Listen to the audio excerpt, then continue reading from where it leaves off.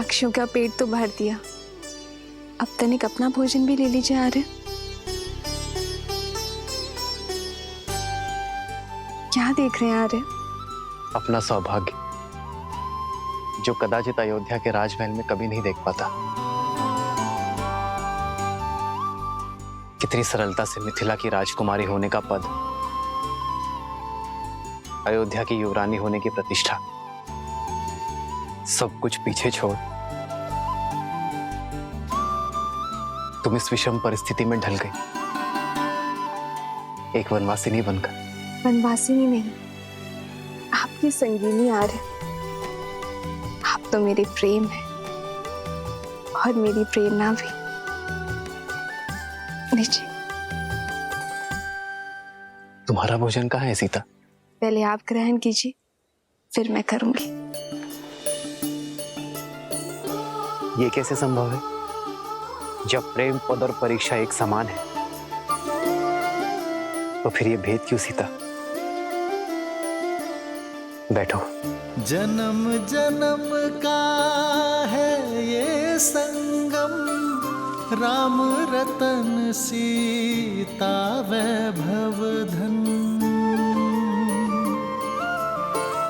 एक है पौरुष एक समर्पण, एक है रूप तो दूजा दर्पण। राम है लोचन सीता दृष्टि, राम है बादल सीता वृष्टि। राम सिया राम सिया राम सिया राम, राम सिया राम सिया राम, राम सिया राम सिया राम सिया राम, राम सिया राम सिया राम।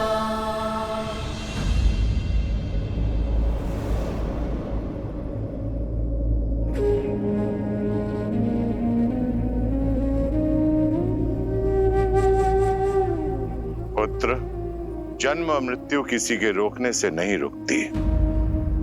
संसार का यही अटल सत्य है और अस्थि विसर्जन ब्रह्मांड में विलीन होने का मार्ग है। 5 तत्वों से बना ये शरीर अंत में 5 तत्वों में ही समा जाता है। कण कण ब्रह्मांड में घुल जाता है। कुमार भरत, महाराज की अस्थि का विसर्जन कीजिए। ये अस्थियां केवल मेरे पिताश्री की ही नहीं, इक्ष्वाकु के वंशज अयोध्यापति महाराज दशरथ की है। इनकी अस्थियों का विसर्जन वही कर सकता है जो महाराज का उद्देश्य और उनका दायित्व अपने सर लेने में सक्षम हो, जो अयोध्या का सच्चा उत्तराधिकारी हो। महाराज की अस्थियों का विसर्जन उनके ज्येष्ठ पुत्र के हाथों ही होना चाहिए, जो कि मैं नहीं, मेरे भैया राम हैं।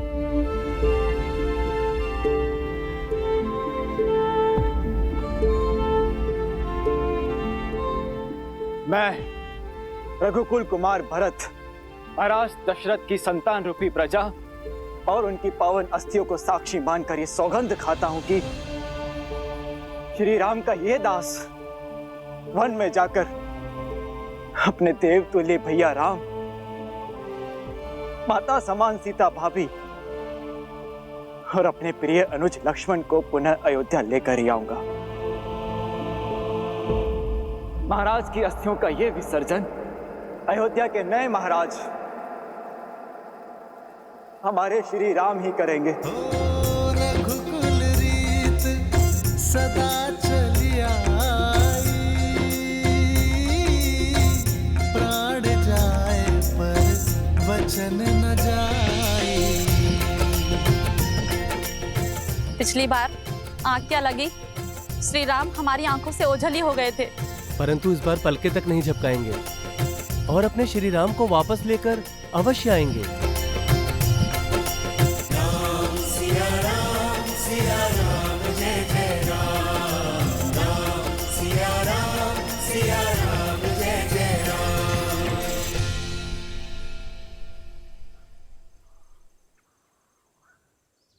माता, आप दोनों रथ में बैठने की कृपा करें और हम इसी क्षण वन में जाकर अयोध्या की खोई हुई आशा, राम भैया, सीता भाभी और लक्ष्मण को पुनः ले आए। दो ही रथ क्यों? तुम्हारा रथ कहाँ है भरत? आचार्य, यदि भगवान पीड़ा में हो और कष्ट भोग रहे हो तो भक्त कैसे सुगमता से रह सकता है? मेरे भैया और भाभी वन में पैदल ठोकरे खाते हो तो उनका ये दास रथ में बैठकर कैसे जाए? अतः मैं और शत्रुघ्न पैदल चलकर जाएंगे। जी आचार्य, मैं और भैया पैदल ही जाएंगे उन्हें लेने। आइए माता। रुकिए!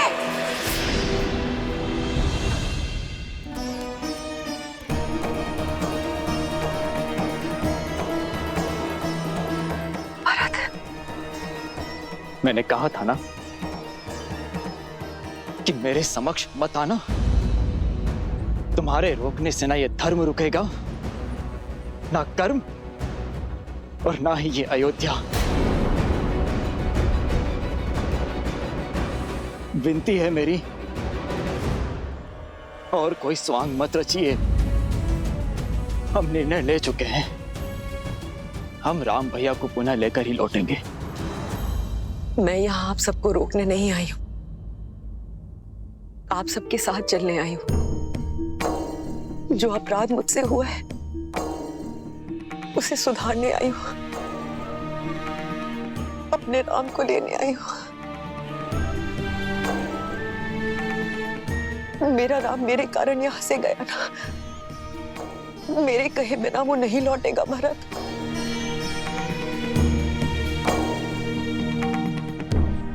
अयोध्या का सौभाग्य लौट आए, इसीलिए उन्हें लेने जा रहा हूं मैं।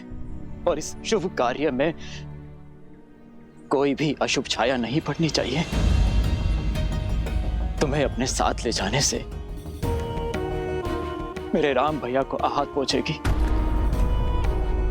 अत्यंत प्रेम है ना सिंहासन से, तो जाओ उसी सिंहासन से लिपट के अपने आंसू बहाओ जिसके मोह में पड़कर तुमने इतना बड़ा षड्यंत्र रचा। भरत, भरत मुझे क्षमा कर दो। भरत, शत्रुघ्न, शत्रुघ्न,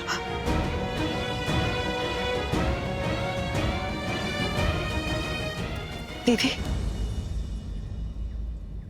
आप तो मेरा विश्वास कीजिए, मेरे हाथों बहुत बड़ा पाप हो गया दीदी। उस पाप को धोना चाहती हूँ। प्रायश्चित का एक अवसर दीजिए दीदी।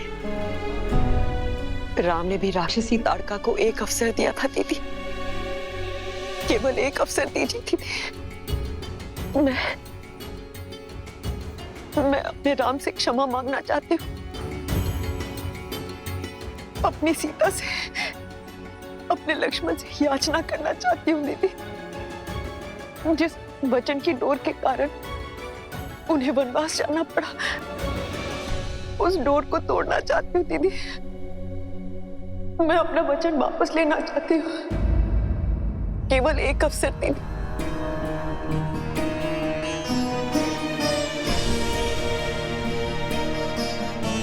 अन्यथा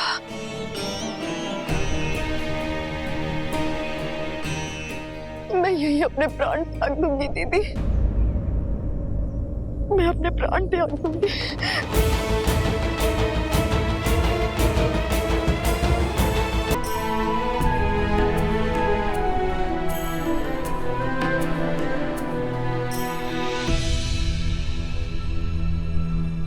भरत, केके भी हमारे साथ जाएगी। किंतु मां,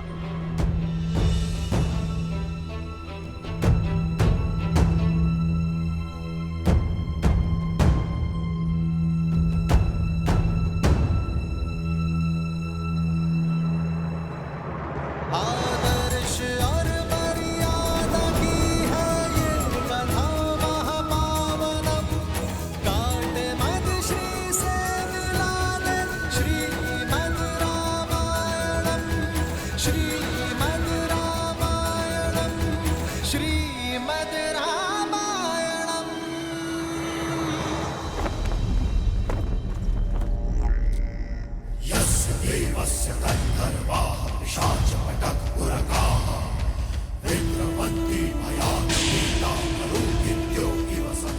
ये केवल रावण के शत्रु का शीश नहीं, लंका के शत्रु का शीश है। और उस दुस्साहसी की नियति है जो रावण पर संदेह करता है, और उस मूर्ख को चेतावनी है जो लंका के अस्तित्व, लंका की स्वतंत्रता को ललकारना चाहता है। इससे अंतर नहीं कि वो मित्र है, शत्रु है या संबंधी। स्मरण रहे, जो भी शीश दशानन के समक्ष खड़ा होगा वो कटेगा। वयम राक्षसम।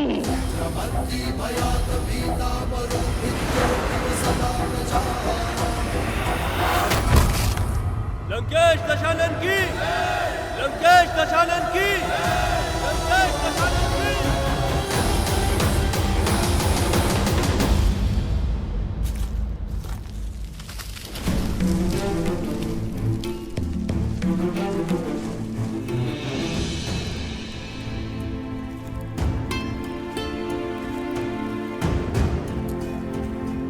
प्रणाम ऋषिगण।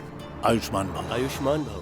हम श्री राम से मिलने आए हैं, क्या उनसे भेंट हो सकती है? अवश्य, आइए इस ओर। कहिए ऋषिवर, मैं क्या सेवा करूं आपकी? श्री राम आपकी ख्याति सुनकर चले आए, रक्षा की भिक्षा मांगने। संतों की रक्षा ही तो एक क्षत्रिय का पहला धर्म है। आज्ञा करें। हम दंडकारण्य से आए हैं, जहां हम ऋषि मुनि ही क्या, प्रजा भी उन 2 राक्षसों के प्रकोप से ग्रसित है। तो बताइए ऋषिवर, कौन है ये उद्दंडी? खर और दूषण, माया में निपुण लंकापति रावण के सौतेले भाई हैं।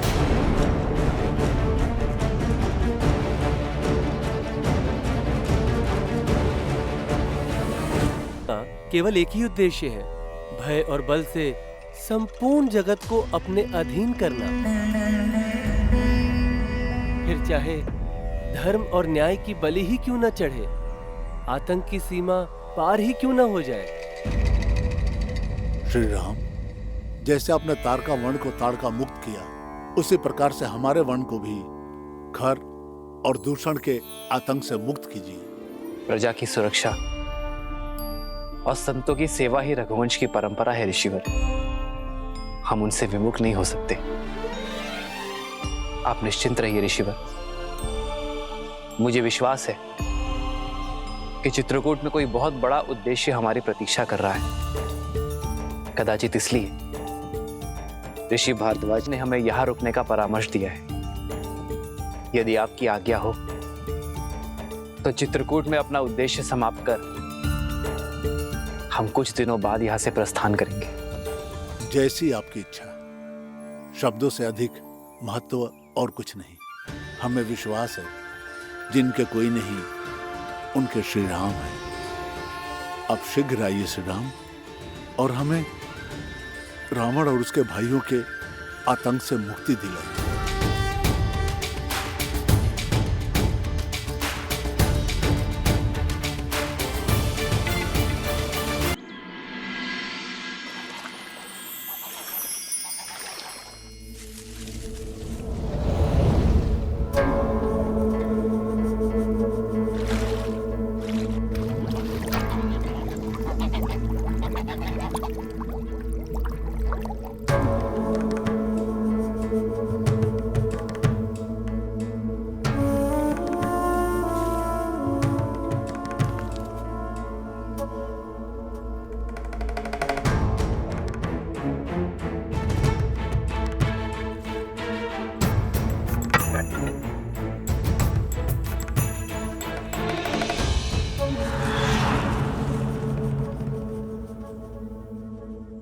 अद्भुत अलौकिक सुंदरता है इस स्त्री की, और इंद्रपुत्र होने के नाते हर सुंदरता पे सिर्फ मेरा अधिकार है।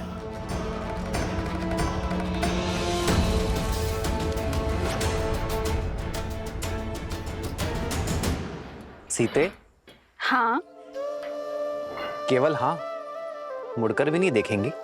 पीछे मुड़कर देखने का लाभ तब है जब आप वो सामने लेकर आएंगे जो आपने अपने पीछे छिपा कर रखा है।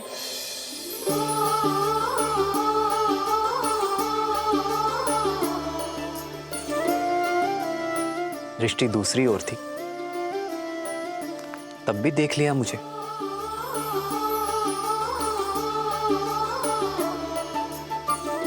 क्योंकि अपने राम को देखने के लिए सीता को दृष्टि की आवश्यकता नहीं आ रहा है। जन्म जन्म का है ये संगम, राम रतन सीता वैभव धन। ये तुम्हारे लिए है सीता। पुष्प सुंदर है और जिस प्रेम से आपने इन्हें गूंथा है, अब ये दिव्य हो गए हैं।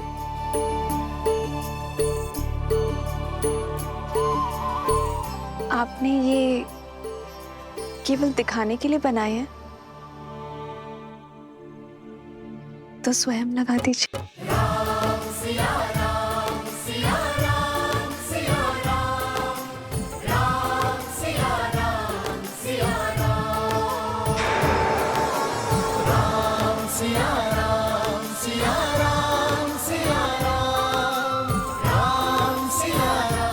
प्रसन्न हो सीता?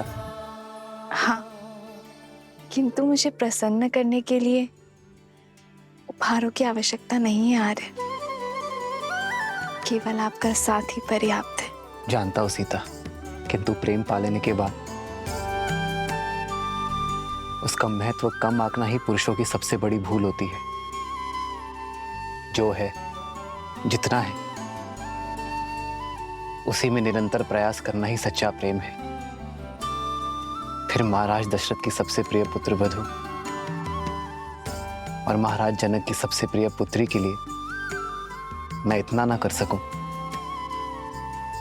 तो फिर मेरे पुरुषार्थ का लाभ ही क्या है? आपको ऐसा लग रहा होगा ना कि मेरे माता पिता को मेरी चिंता होगी, किंतु चिंता वहां होती है जहां विश्वास नहीं होता। और मेरे माता पिता को आप पर पूरा विश्वास है। अपने जमाता श्री राम पर महाराज जनक का विश्वास पूर्ण है।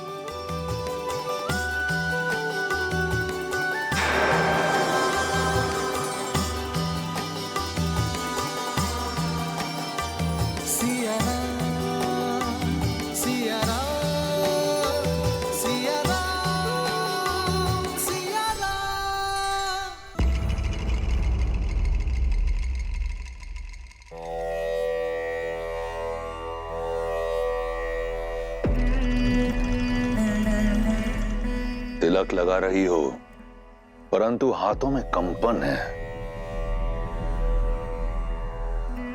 तुम हमारी विजय से प्रसन्न नहीं मंदोदरी?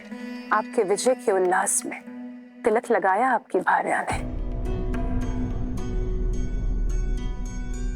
पर एक माँ के हाथ कांप रहे हैं, क्योंकि आपके पाप के कारण मेरे पुत्र को श्राप मिला। क्या लंका को आप यही दिन दिखाएंगे दशानन, कि लंकेश का आदेश उनके पुत्र के मृत्यु का कारण बनेगा? माता, जो श्राप कभी सत्य होगा ही नहीं, उसके ताप से कैसा भय? और मुझे पूर्ण विश्वास है मेरे पिताश्री मुझे कभी ऐसी कोई आज्ञा नहीं देंगे जिससे मेरी मृत्यु मेरे समीप आए और लंका की महारानी को ये भयभीत होना शोभा नहीं देता। ये महारानी तुम्हारी माँ भी है पुत्र। इस श्राप का भय इस माँ के मन से कभी नहीं जाएगा। शाप और वरदान एक वीर के जीवन का भागीदार होता है मंदोदरी, परंतु एक पिता तुम्हें यह वचन देता है, जब तक मेरी श्वास चलेगी मेरे पुत्र पर किसी संकट की छाया नहीं पड़ने दूंगा। और श्राप अपने परिणाम तक पहुंचने का मार्ग प्रशस्त कर ही लेते हैं लंकेश। पाप और पुण्य की परिभाषा इतनी सरल नहीं। तुम्हारी मां के मन से ये भय दूर करने का केवल एक ही मार्ग है मेघनाथ। जाओ, तप करके ब्रह्मदेव का आशीष पाओ और उनसे माया युद्ध का आशीष पाओ। एक बार तुम माया युद्ध में सिद्धस्त हो गए तो कोई शाप तुम्हें हानि नहीं पहुंचा पाएगा। जो आज्ञा पिताश्री। लंका की समृद्धि अमर रहे। आशीर्वाद दीजिए। यशस्वी भव।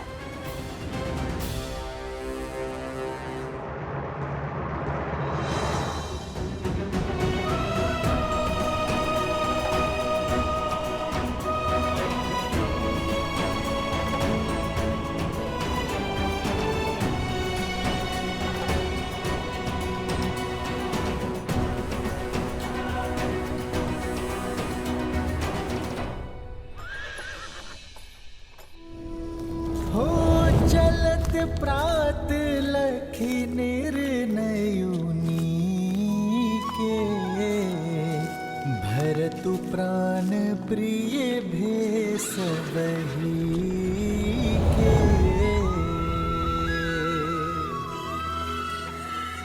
मुनि ही बंदी भरत ही सिरुनाई चल सकल घर विदा कराई।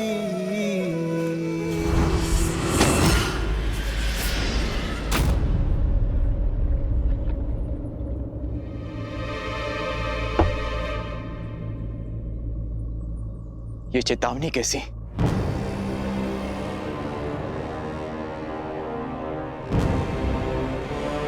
अयोध्या की सीमा लांघकर हम निषाद राज गुहा की सीमा में प्रवेश कर चुके हैं।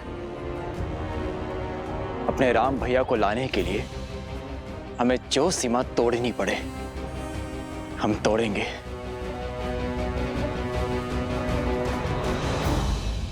निषाद राज गुहा हमारे मित्र हैं।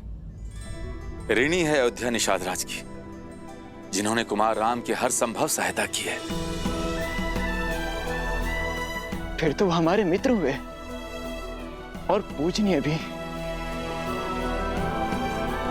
मैं अभी उनसे मिलकर उनकी सीमा पार करने की अनुमति लेकर आता हूं।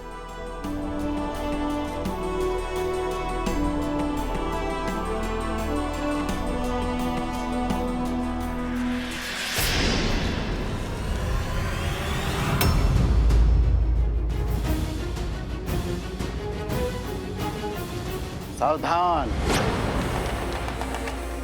सावधान,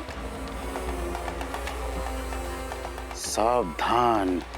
अयोध्या नरेश भरत, निषाद राज की सीमा पार करके श्री राम के लिए संकट ना ही बनने देंगे हम तुमको। आप अनुचित समझ रहे हैं निषाद राज। मैं तो बस आपसे। हम उचित समझ रहे हैं। देव तुल्य श्री राम को अयोध्या महल से निकलवा बनवासी बन के भी तृप्त नहीं हुई तुम्हारी आत्मा, जो यहाँ इस सेना को लेके आक्रमण करने चले आए। एक पग भी आगे नहीं बढ़ाइएगा। हम जानत हैं कि श्री राम तक तुम्हारा पहुंचना हट होगा और ये भी माने था कि ये युद्ध का ललकार होगा। हम संख्या में कम हैं, परंतु ये युद्ध के बाद अयोध्या बरसों तक पछताएगी।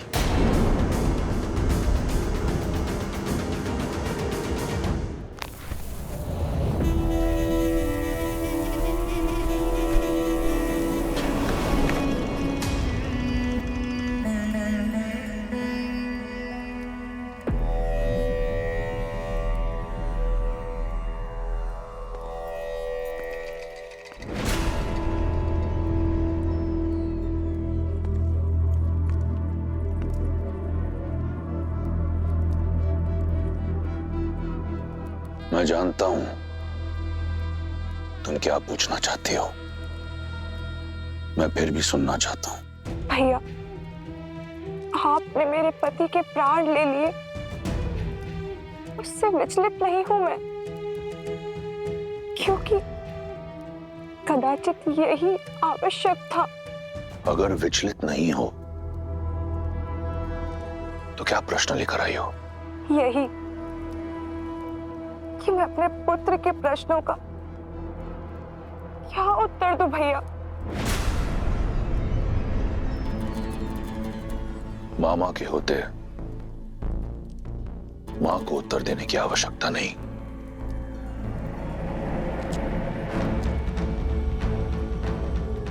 मेरे प्रिय भांजे, तुम्हें पता है इस संसार को लगता है कि तुम्हारे मामा के सीने में हृदय है ही नहीं। वो किसी की पीड़ा, किसी की व्यथा नहीं समझ सकता, परंतु ऐसा नहीं है। एक राजा बनना सरल नहीं है पुत्र। एक राजा के लिए उसका राज्य, उसकी प्रजा का हित, प्रजा की सुरक्षा सर्वोपरि होती है। मैंने जो किया वो किसी द्वेष से नहीं किया। मैं केवल अपना राजधर्म निभा रहा था। समझ रहे हो ना? भैया, मेरे मन में आपके लिए केवल प्रेम और सम्मान है। जानता हूं, और तुम भी जान लो, मेरी बहन और मेरे भांजे को सदैव लंकेश की सुरक्षा मिलेगी। परंतु अगर ये यहां रहा तो अपने पिता के प्रारब्ध को कभी भुला नहीं पाएगा। तुम दोनों दंडकारण्य चले जाओ, हमारे दूर के भाई कारदूषण के पास। स्थान और परिस्थिति बदलेगी तो तुम्हारे और शंभू कुमार के लिए विद्युत जीवा को बुलाना थोड़ा सरल हो जाएगा। मैं समझती हूँ भैया, आपके आदेश का पालन होगा। मैंने तुम्हारा पति छीना है, तुम्हारा जीवन नहीं। पत्नी धर्म से मुक्त हो तुम। जीवन का नया पथ और नया साथी चुनने को स्वतंत्र हो तुम। ये मेरा वचन है, जो भी तुम्हें भाएगा तुम्हारा होगा, तुम्हारा होगा, किसी भी मूल्य पर, किसी भी मूल्य पर। ये रावण का वचन है।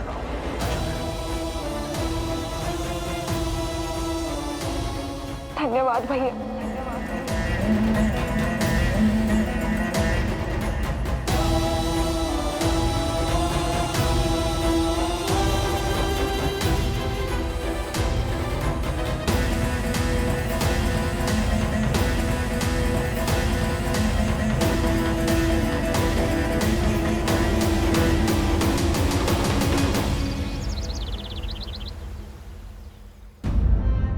महाराज दशरथ का देहांत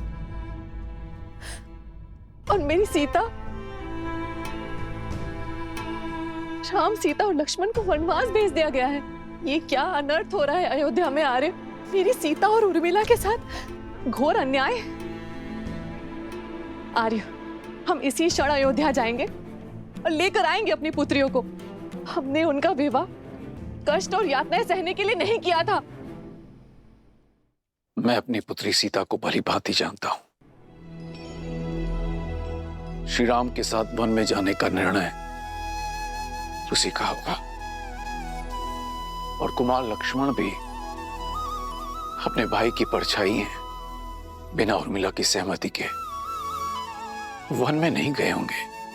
और इस संबंध के लिए हमारा कोई उत्तरदायित्व नहीं।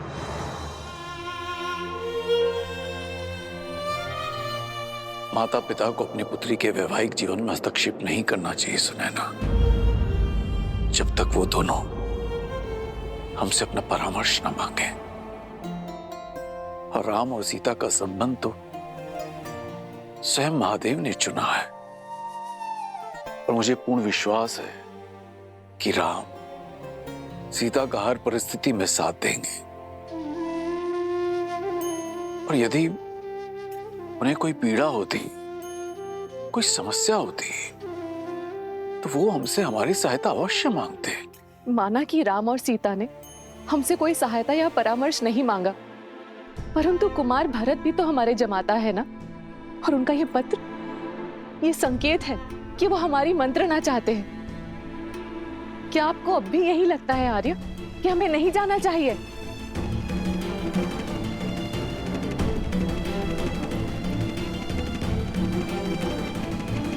हमारे शरीर में प्राण रहते हम आपको आगे नहीं बढ़ने देंगे।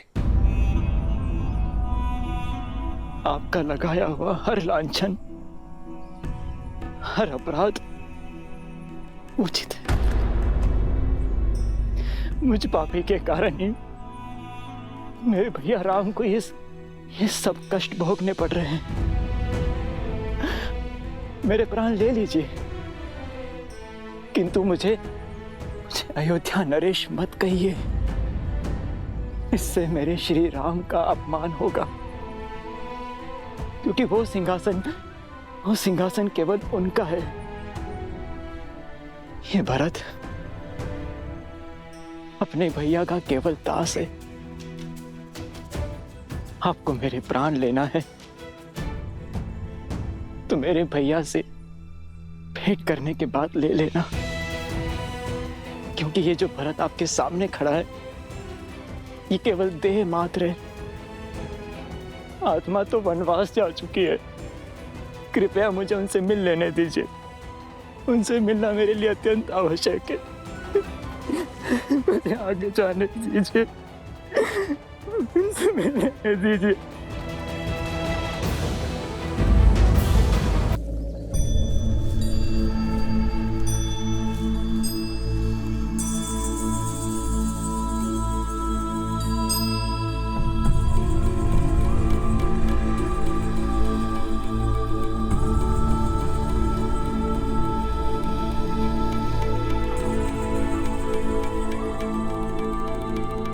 ये का है? सारी महारानियां ऐसन वस्त्र में, और ये कलश।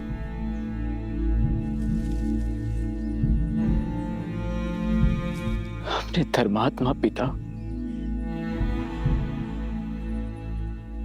महाराज दशरथ की चिता को अग्नि देकर आ रहा हूं।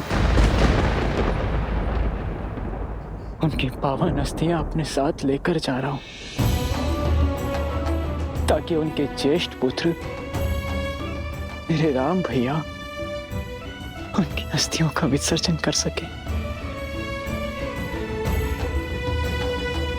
श्री राम को कष्ट पहुंचाना, ऐसा विचार मैं स्वप्न में भी नहीं कर सकता। मेरी मंशा तो उन्हें उनके उचित स्थान अयोध्या के सिंहासन पर बैठाने की है। यदि आपको अब भी मुझ पर संदेह है तो लीजिए, ले लीजिए मेरे प्राण।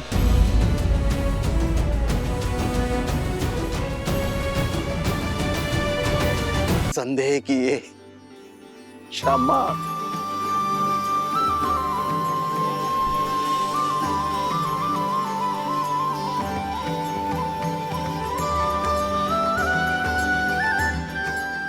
वही प्रेम, वही भावना, वही ऊर्जा जो श्री राम से गले मिलते हुए हमको अनुभव हुई थी। सत्य कहा आपने निषाद राज जी, सत्य का। मुझे भी ऐसा ही आभास हुआ जैसे मानो मेरे राम भैया ने मुझे अपने हृदय से लगा दिया। बताइए ना, किस और गए हैं वो? मैं वहां की पावन धरती को नमन करना चाहता हूं, जहां मेरे श्री राम ने अपने चरण रखे। किस और गए? हम आपकी भावना का आदर करत है, परम श्री राम के दास है, उनकी आज्ञा ना ही टाल सकत। वो बोले कि अयोध्या की सीमाओं को मेरे मित्र निषाद राज की निगरानी की आवश्यकता होगी। हमारे मार्ग के बारे में किसी से कुछ मत कहिएगा, किसी को हमारे पीछे मत आने दीजिएगा।